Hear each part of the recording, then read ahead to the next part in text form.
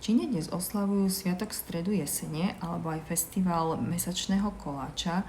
Je to jeden z najdôležitejších sviatkov v Číne, kedy sa stretávajú celé rodiny a trávia spolu čas a pochutnávajú si na takýchto koláčikoch, ktoré sa nazývajú mooncakes alebo mesačné koláčiky. Majú zámerne okrúhly tvar ako mesiac, ktorý je v tento deň v splne. A práve tá plnosť mesiaca má priniesť šťastie, prosperitu a dobrú úrodu.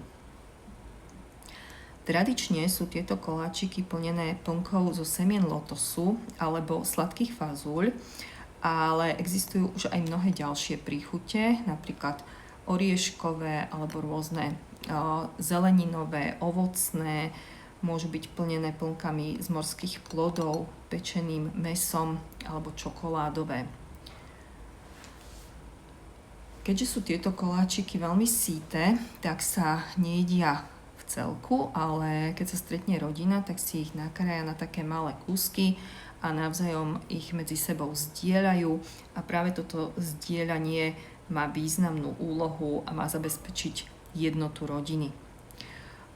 Tieto príchute, ktoré sme tu mali my, tak bola tam plnka zo semien lotosu, bolo tam zrejme ďatle, oriešková plnka, no a v strede bolo žltko, ktoré v jednom prípade ešte bolo trošku tekuté. Mne všetky chutili tak sladko a nemôžem povedať, že by niektorý z tých druhov bol môj obľúbený, ale som veľmi rada, že som mala možnosť ich ochutnať.